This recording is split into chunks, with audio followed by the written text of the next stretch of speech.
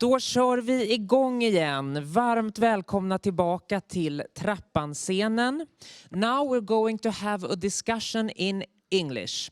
The topic for this session is supporting human rights across global businesses. And it's with the consulting management agency Accenture. Welcome. Thank you. Hi everyone, my name is Ivania Lgbtq. I am right now the Nordic Pride lead at Accenture. We don't only do this, we do a multitude of other things, but I will not take you through that right now. I will guide you later on. Thank you for joining here today. I have the great pleasure to hosting this panel discussion where we also are guests. We have our guest panelists that are from different companies. We have two on link that I see right there now. Thank you. Hi. See, they hear us. We see them. Perfect combination. I would like to the panel to actually introduce themselves because I think you can probably do that much better than I would. Maybe we can start with you, Martin. Yeah. So my name is Martin Kranic. I'm from the Volvo Group, where I'm employed as a transport developer, but that's not the topic today. I'm there an ambassador for our LGBTQ plus network in Sweden. Hello, I'm Özgün Yılmazok. I work in Volvo in the purchasing team.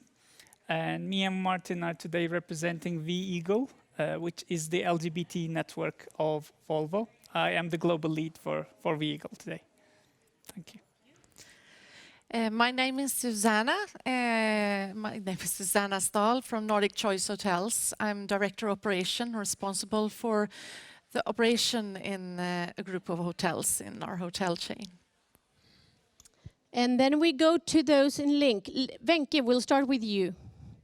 Yeah, so my name is Wenche Fredriksen, and I am the Nordic Inclusion and Diversity Lead at Accenture. And I must say the LGBT plus is the segment of diversity that's been very close to my heart. I am also a proud mother, first for 7 years to my lesbian daughter, and then it turned out to be my transgender son. But I'm so proud of my son and building a better world for our kids. That's what I want to do. Thank you, Wenche. Jon. Hi everyone, I'm Jon Persson, and I'm the CEO and co-founder of Sygny. And we are a consulting company, and we founded it with a vision of creating the best possible workplace. And some of the components to create a great workplace are diversity and inclusion. So that's been sort of an important focus for us since we started the company 15 years ago. Thank you all for introducing yourselves and the organizations that you represent. The discussion today is about the responsibility that global corporations and organizations have in driving change in the societies where they operate. I'm a firm believer that organizations or corporations they're not islands, so they have to be included in the societies where they operate. So, taking the discussion a bit further, what else should corporations be thinking and maybe engaging in the societies where they operate? So, we will get started. You all represent very different organizations, of course, spanning from traditional ones, like maybe the automotive industry, to younger and maybe more modern ones. Sygny, I'm thinking of all of you, maybe the youngest corporation here today, still not that young, but yet younger. How do you think this reflects the topic of today? You know, inclusive and open workplace cultures and the responsibility that globals have to engage in the local societies where they operate and to drive change for the LGBTQ plus community. It's a wide kind of topic, but still, I think we can manage to break it down. Can we see any parallels between the type of organizations, the traditional ones, and the more entrepreneurial ones, and the culture that they are carrying? So, Özgun, starting with you, what do you say? What's your experience? I think these diversity topics depend very much on the sector. And coming from automotive now, actually my background is even construction, even more conservative, I can say. And in this kind of sectors where the values are more conservative and there is something what we call maybe quote unquote macho culture. So that is something to overcome when you talk about diversity, when you talk about LGBT issues. So we start at that position. Of course, at the end of the day, it depends on the company. In this case, we see a lot of effort from Volvo side to break this conservativeness of the sector. So it depends on the company, of course, but there's always this impact that comes from the origins of the sector when you have production, when you have people working in a factory. So it's a little bit harder to break than if it is just an office environment. So there is this space. And always. maybe a culture that you're building up now in this era rather than building it up in another kind of time. Exactly. If you have started working in, let's say, 100 years ago, it was a different culture then, so it developed on that base. But if you open a new company now, within the last 10 years, so the environment is completely different now. So it brings more flexibility, of course. Susanna, the hospitality industry is probably the most people-centric represented here today, even though I think that we are actually thinking of ourselves as people-centric. But you handle people, you employ people, you host people, so it's really the only thing you do. How does this affect the culture at your workplace?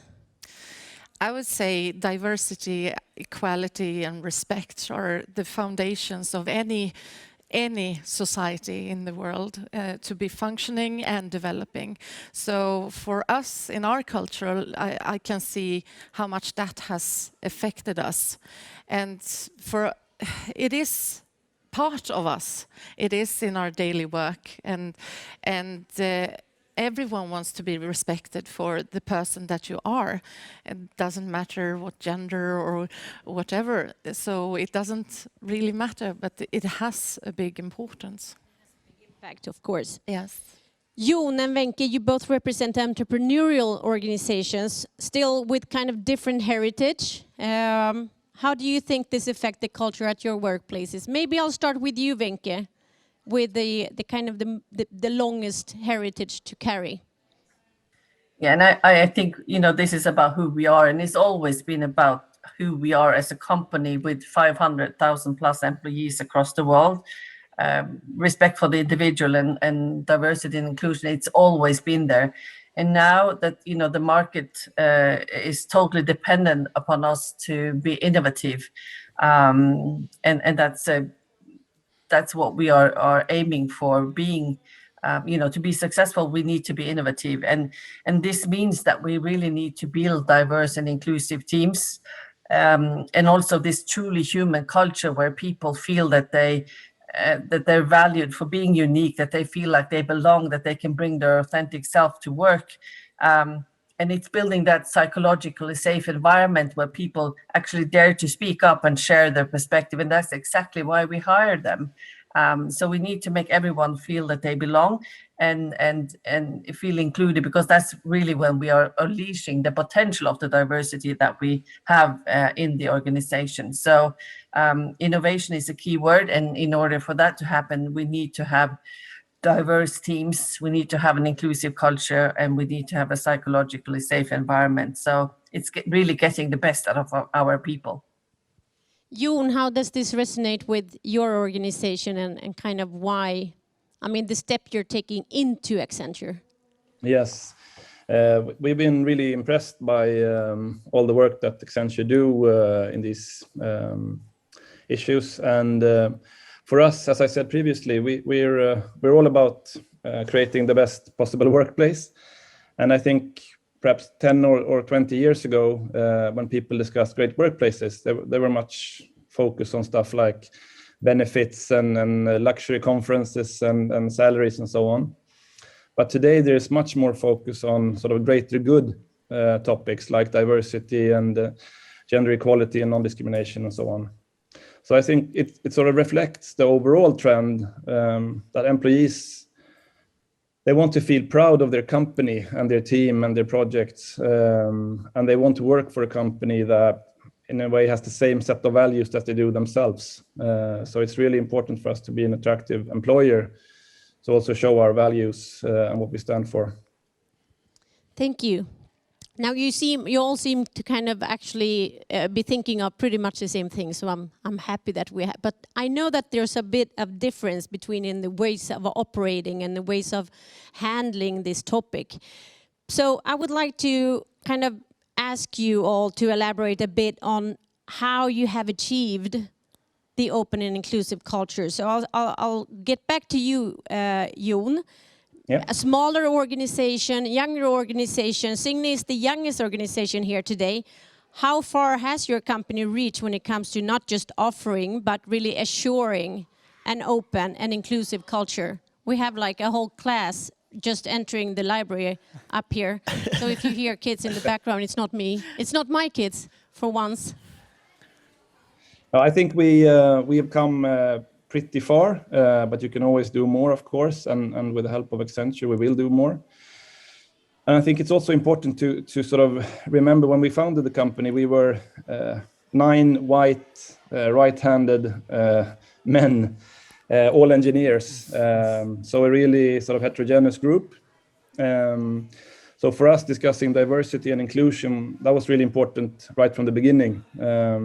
We knew that we couldn't just sort of recruit copies of ourselves. We needed to find a way to make this company attractive for anyone. And when we were sort of newly started and newly founded, we focused a lot on just employing more female developers, basically. But as we grew as a company, we started focusing more on trying to make an impact on society.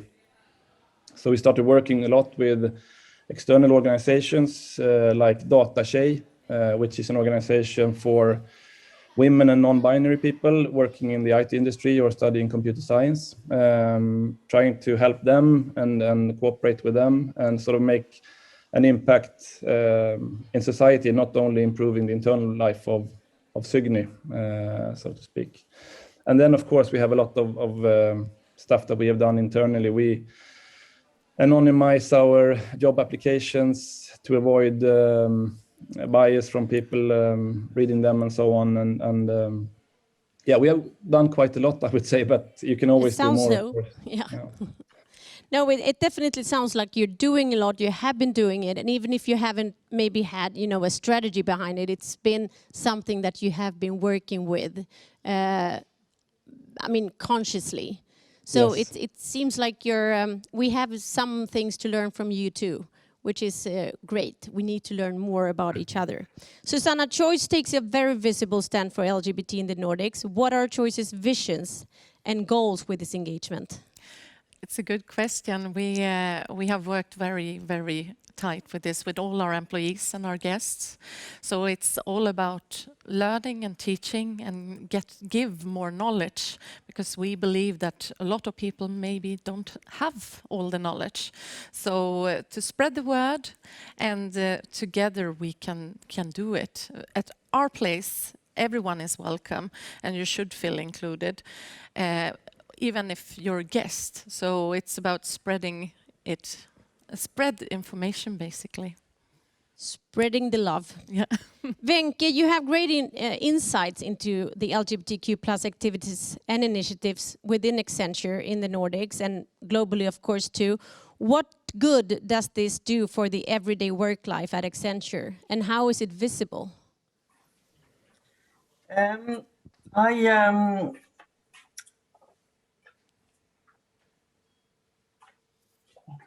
Just getting organized here. I think that, first of all, I think that people see that we know that they are there, that they are a part of us. It's all about who we are. It is about all of us. And I see that people feel that they can be their authentic self. and if they choose to be open, I also would like them to know that it's a safe place to open, that we have the basic skills in place, because in my experience, when we started working with this back in 2013, we didn't have the skills. We were just lacking the basic skills of what does these letters stand for and what are we talking about here? What are the stereotypes? So that's when we did quite extensive training for all of our employees, which was called Rosa Kompetanse or Pink Competency Training. And that was really a great investment that we did.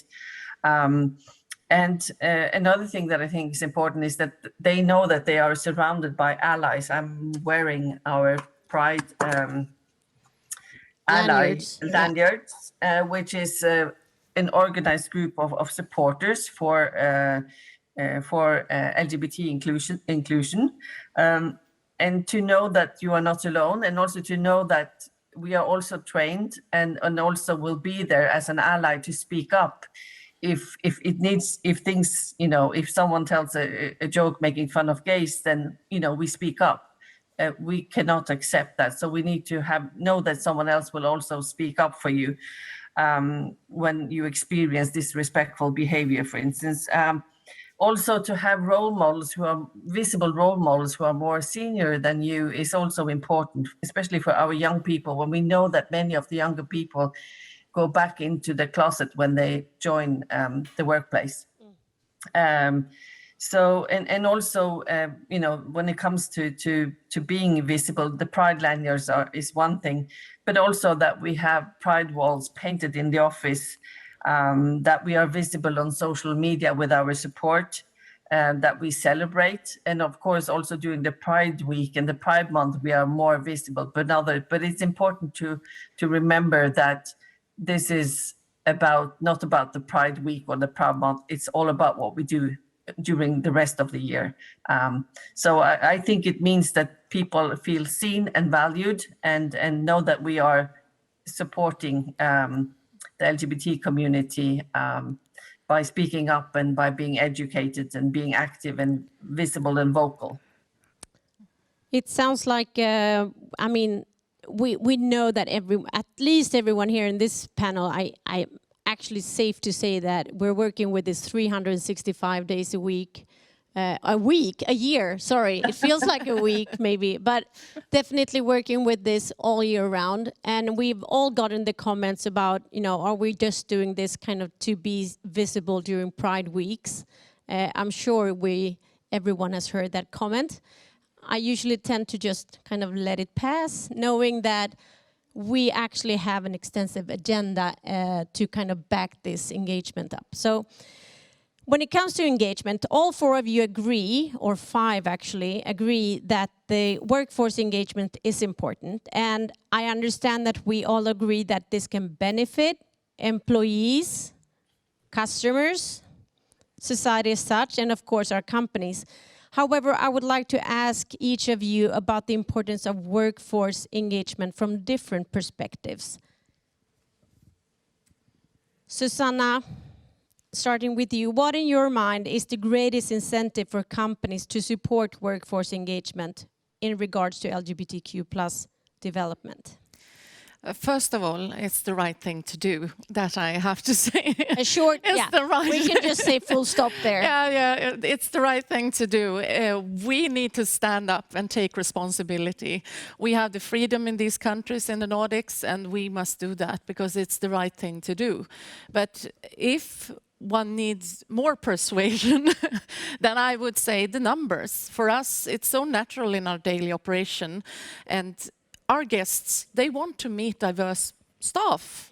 And with a lot of guests that are happy guests, we get higher profits. So the service NPS, net promoter score, increases and the profit increases. But it's the right thing to do. So we start and we end with it's the right thing to do. That's today's message and choice. Özgen and Martin, at Volvo, what different challenges do you have in the different countries where you're kind of operating? I think it is the country's culture, not the company culture, because from the company side we are pushing for this diversity, but we are operating in many different countries, from Australia on the east end to North America on the west end. And depending on where the location is, especially for some countries, it's difficult to push these topics. We can push them in the office, but if there's a different local culture outside the office, when there are people who want to be open and join our network, for example, and support us, they feel still stressed about what they will do outside when they leave the office environment. So country culture is something hard for us to change as a single company, and also is one of our bigger challenges. What do you think, Martin? Yeah, I would add on that as we have our LGBTQ plus network is a global network within Volvo, but then we have countries where we're not that represented in numbers. And then it's difficult to drive a change, a cultural change, when we are not represented there in a big number, and then it's maybe one person that should drive this journey, and that is then maybe it's a difficulty to start it. Then we would need the support from HR and communications within Volvo.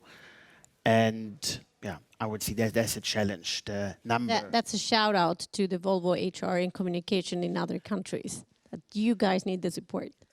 Yeah, I would say that they are there, but then we need the people who are engaged to, like from our network as well, that they feel engaged enough to support there. I told you before, I mean, when we had a meeting last week, that we should hook arms in some of our kind of more challenging environments.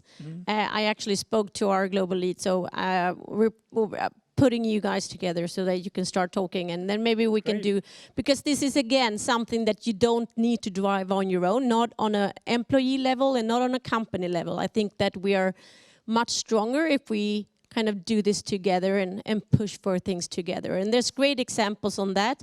If we have the time, I'll tell you about one example that I heard of during the World Pride in one of the seminars. It was a great example of what corporations can do when they actually work together. So let's try to push for something like that. Wenche, do you think that Accenture has a role to play in this global discussion that we're kind of taking on right now about human and equal rights, regardless of sexual orientation, gender identity expression?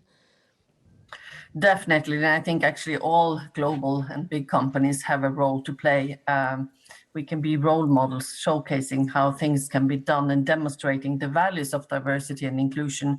And also what we are seeing in especially in the countries where it's hard to be LGBTQ plus, is that they are attracted to us, to Accenture, and especially young people. I think that we can be a role model, being a front runner in showing, how it can be done, that it is doable.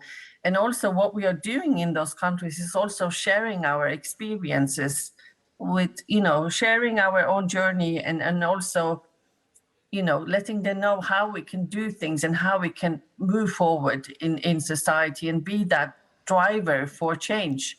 I really think that we have a great role to play. And I have, for the Nordics, many people think that we are so much ahead in this area.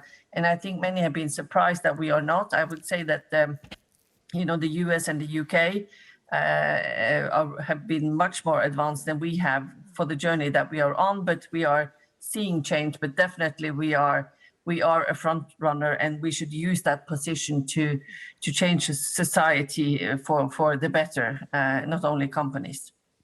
Together with Volvo then. Together with Volvo, yes. So Jon, you are maybe the one here that is kind of on the highest position, being the CEO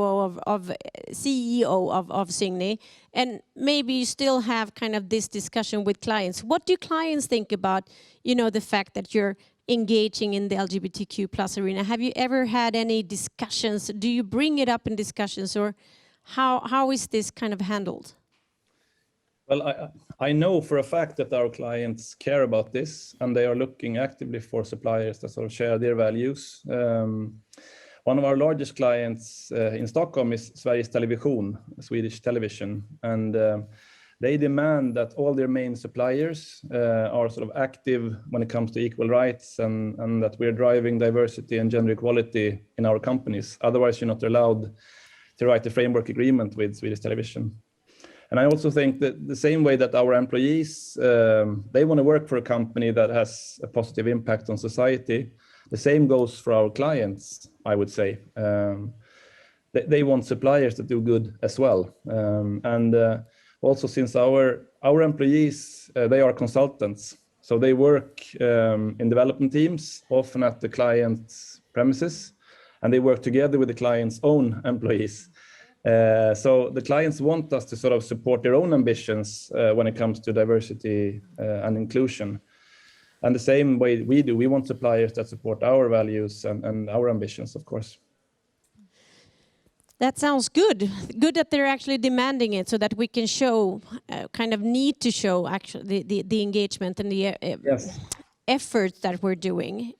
Because it doesn't come without an effort, of course. You have to actually work for this. And I think that it's worth fighting for it when and showing it, of course, to maybe also inspire others to do the same and to kind of walk the same walk.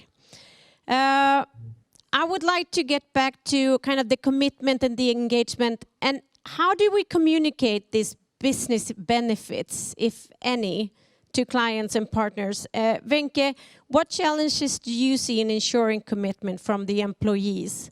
And how do we engage? I mean, I know, but maybe we can tell the rest of the world. How do we engage in this and how are we organized when it comes to actually allowing our employees to engage in this? Well, I think for many it's time. You know, there are expectations for our people, especially in the consulting business, to be chargeable, and that's why they're hired, first of all. So time for some, but then we do have some super allies like you and me, Ivania, and others who are so passionate about the topic that they just do it no matter how much time it takes, because it's about the purpose of why they are here. We also see that, of course, that Pride events are more popular, and it's easier to get people attending when there's some more party factor along with it. But I think that, and also when we do LGBT training, we do see that we have a core out there who are really passionate about this. And we also, throughout the year, we may have different topics and trainings, and then I see that many of the same people attend, but that's the core. And then you have many more what should I say, more passive allies, but we are all in this together. So we work structured. We are also part of a global allyship program, which give us the latest research and supports us in all different ways. And we also share experiences and stories across countries so that we don't have to do everything. And I think one of the things that really helped us with the pandemic was that we have been having more impact by doing things virtually, but still looking forward to physically attending a Pride event. It's lovely to be here in person today. I've actually hugged these people. Just the fact that I have hugged them, it's like, ooh, it's a joy, really. Yeah. Martin, from your point of view, since you have been doing this in other locations as well, as Özgun was telling us, I mean, outside of the Nordics, what would you say is the biggest challenge in Sweden and the Nordics when it comes to workforce LGBTQ plus engagement? From our perspective, so the network that we have is today 15 years old, and we have achieved with HR and communication so much already, but that happened all in the office environment. We have not been super able to make the communication towards our production plants in Tuve, in Umeå, in Skövde, because previously the employees, they didn't have an email account, so how can we reach to them? That was then a topic. How can they get access to our material that we have on our online platforms and the databases there? So, or it's easier for employees that work in the office to actually live stream this event now, but the people that are working on the line production, they cannot stand still for 1 hour and just listen to what we are saying. So I would say that is a problem. And then another problem is maybe a challenge. I want to call it more that when we talk about diversity and inclusion, diversity is much easier to achieve. That is something we can measure on numbers. Age, nationality, religion, gender. But inclusion is really hard to measure. I maybe feel I have an inclusive work environment, but someone else in my office doesn't have the same perception of the inclusiveness of that environment. So I guess that is a challenge on how to make sure that we have actually an inclusive surrounding. How do we know? That sounds, and I guess that we have pretty much the same challenges. But I mean, coming similar to Accenture and Volvo, Choice have local networks pretty much everywhere we operate. I guess that pretty much every hotel is its own kind of ecosystem and network. But you also seem to have a strong support from your top leadership. We've seen the Mondays and we've seen it all. How important is that support? But everyone knows to create a good culture, it starts from the top. And we are fortunate, we have a fantastic owner to the company, and his family are very interested and engaged in what we do, and this is really important for them. They have the same t-shirts, room for all, and we have the same concept, and they are front runners really in the Pride Parade and walk together with the staff and us, so they show the way, and we have a responsibility to do that. Sounds like you have a good kind of roadmap to share in the future for us. We're getting to the last question that I have prepared, and I know that we might be letting some other questions in. Corporate social responsibility is something that is often linked to environment and social development, but it of course also applies to the LGBTQ+ arena. Setting up shop in countries that have challenging situations put our organizations in tricky positions. Can we expect these organizations to not just exist, but also play a role in the global and local discussion advancing LGBTQ+ rights? So that's pretty much where we started this discussion, and I'll try to kind of round up the discussion with this topic. Susanna, what's your take on it? Can I give 2 examples? Yes, please. Yes. And now I will be very open, and that is maybe... Like open and inclusion, so it's okay. Yeah. We had a hotel in the Baltics, which struggled a lot. And we take a stand as a company, but we also have to respect that that hotel is operating in another place than the rest of us. And it was really difficult for them. They could not attend to the parade, or they could not really, because the hotel would really struggle, and the staff and everything. So what we did is to show their support. So the other hotels, we have 200 hotels, really attend to the Pride Parade and really do that for them. And that is what we can do to show that this is the right way. Maybe you will come in 10, 15 years, but we will struggle until we are there too with that hotel. So I think it's important, every destination, and we have to respect that there are different laws and everything in the world. So, but small steps, and we will reach there, we know that. The second example, I'll not take too much of your time, but which is mostly to my heart, is the employees. They come from all over the world, and a couple of years ago we had colleagues that went together with one person back to their country to attend to the Pride Parade, just to show that we are together in this. So I think that is what we can do even more. To rally up together. Hook arms, I'm saying that. It's my melody.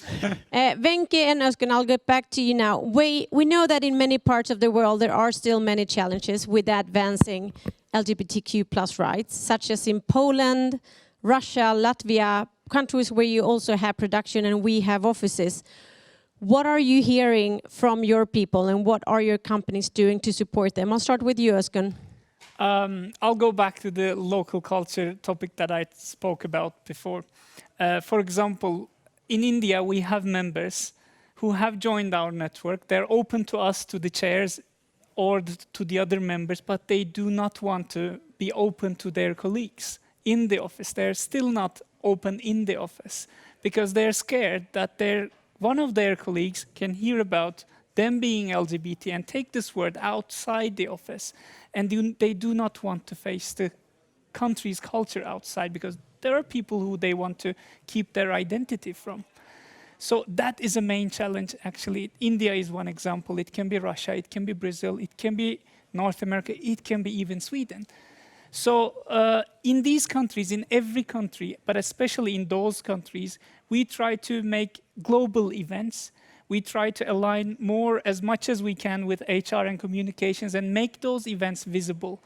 Because every single person living in those countries, working in those countries, that see one poster, one event, one message that we share on the webpage, that is enough for us because they will keep this in mind. They will learn these things. And as Susanna said, in time, they will get there as well. So we at least want to create a safe haven for people in those countries that the office is at least okay to be open. It takes time, though. I agree. I recognize the message, and Wenche, I guess that you do too, because you're my next go-to person now. So what are we hearing from our colleagues around the world? It seems like very similar, though. It is, and I think, first of all, we're hearing that we are a safe place for many of our colleagues, and at times even life-saving, especially for trans people, especially for non-binary people.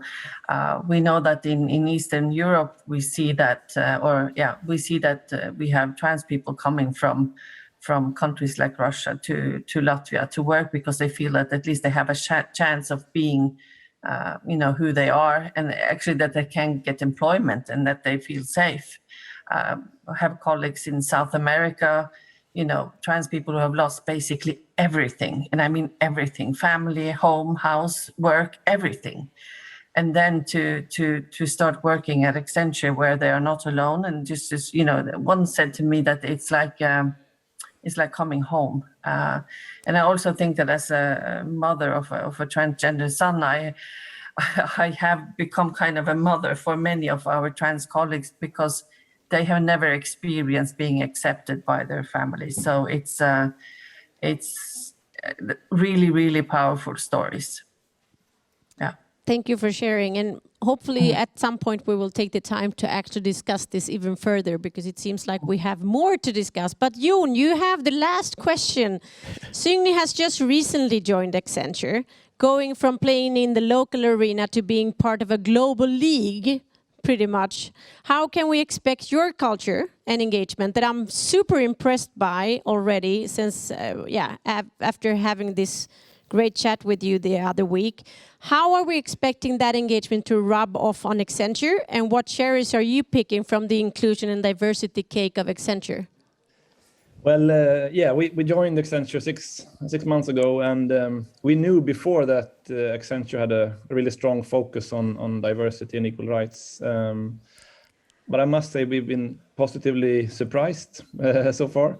And I think the combination of the size of Accenture and your commitment, that's a really powerful combination.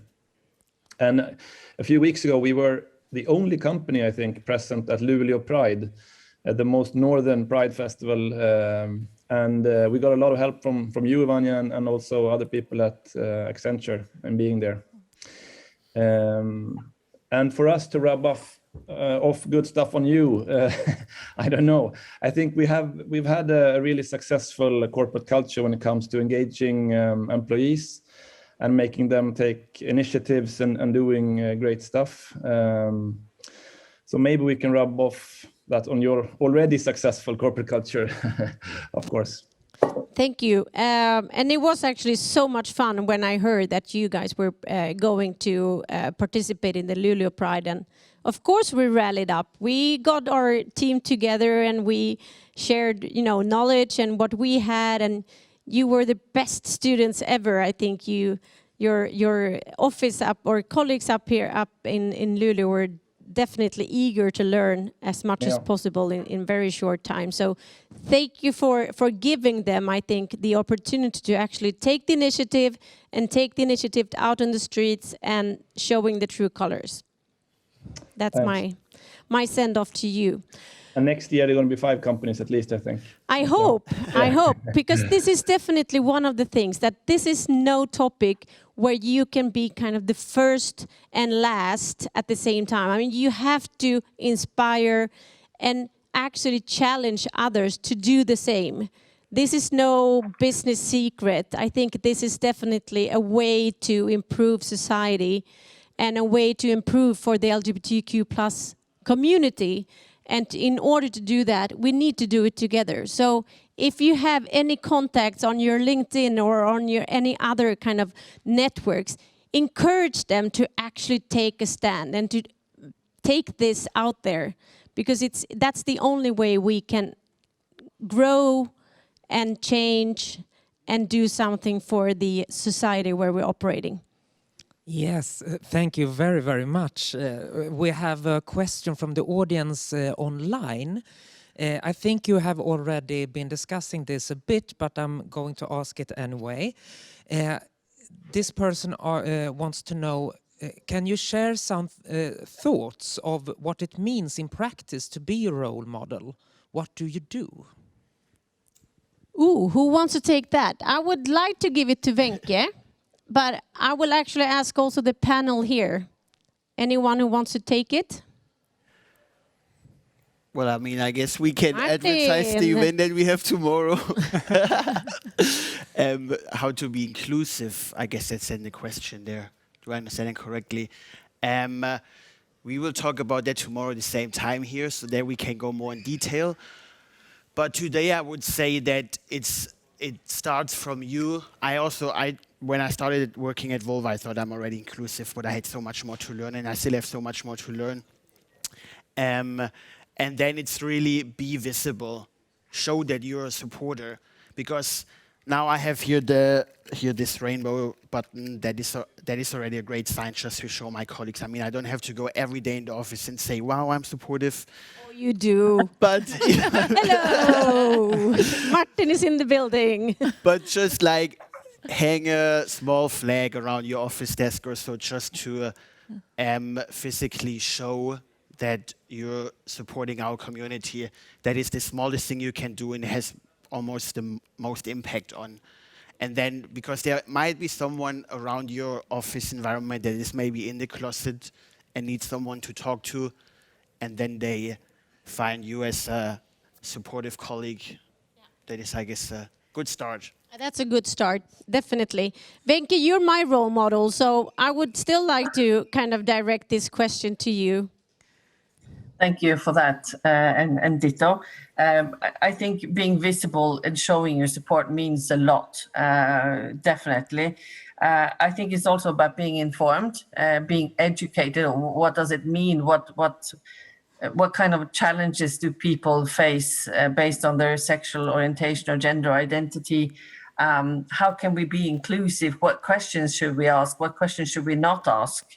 How can we talk in an inclusive way, not assuming that every male has a wife, and so forth. So being informed and educated, I think, is key, and also to be vocal, so that if you speak up, if you experience something that is not okay, that is not acceptable, that is disrespectful to our colleagues, that you speak up, that you have a discussion, that you educate and try to educate people and talk about why this is important.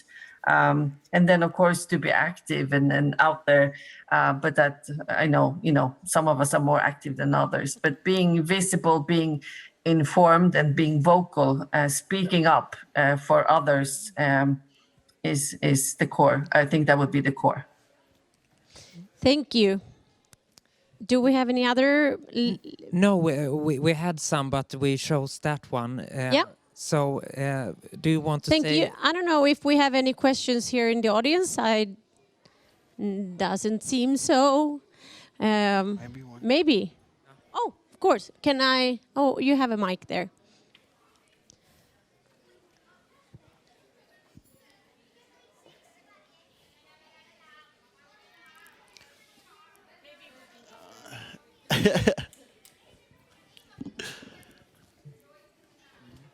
Thank you. Does it work? Yeah. Okay. So my name is Andrus. I come from Belarus, Journalists for Tolerance Human Rights Initiative. I was very, very interested, in your discussion, in your pieces of advice for how you work in your enterprises to support employees around the world and so on. So, and it's not a question; it's just maybe a suggestion. So that in Belarus, maybe you know that we have a disastrous situation now with LGBTQ community in particular. So our government uses LGBTQ in their propagandist like purposes, defaming LGBTQ people and just degrading LGBTQ people, using hate speech. And if it's just my small wish, if you have the branches of your companies in Belarus, will you please support your employees and your clients in Belarus now? Because now, apart from to be LGBTQ in our government's eyes is to be unfortunately extremist, illegal. Yes, and since very recently, actually, all LGBTQ extremism, LGBTQ activism is considered as extremist activity, and unfortunately, it may lead to persecution of up to 6 years in jail. Just imagine. So therefore, your word, your support, your solidarity is immensely important because Belarus is very close. Yes, so Belarus is a member of Eastern Partnership. Yes, cooperation with EU program. But unfortunately, as I say, especially since the recent year, you remember that what happened in August 2020. So the situation is absolutely catastrophic. I would say it like this. So therefore, please support your colleagues, please support your clients from the community in Belarus. We'll be highly grateful for that. Thank you. Okay, thank you. We stand with you. Wow. Yeah. Oh, actually, we see it on the back screen here. We all stand together. So that's, I think it's my closing remark, and it definitely, I hope that you kind of got it from all the discussion that we had. We need to do this together. I'm so happy that you all have joined us here today. Volvo Group, Choice, Signy, and Accenture. Thank you for being here. Thank you for the work that you're doing on a daily basis, 365 days a week. Thank you for your engagement and for your passion in this topic. Thank you for joining us in the audience, and thank you for joining us via the link too. Thank you for giving us the opportunity to be here, West Pride. We're so happy. Have a good day. Thank you. Thank you. Thank you. Thank you. Good luck with everything. Thank you so much. I'm going to switch to Swedish now och göra en liten highlight för vår nästa punkt här på Trappan-scenen. Då kommer vi att snacka om primärvård för alla. Ett samtal om transinkludering med Kunskapscentrum för sexuell hälsa, Västra Götalandsregionen. Välkomna då klockan 14 sharp.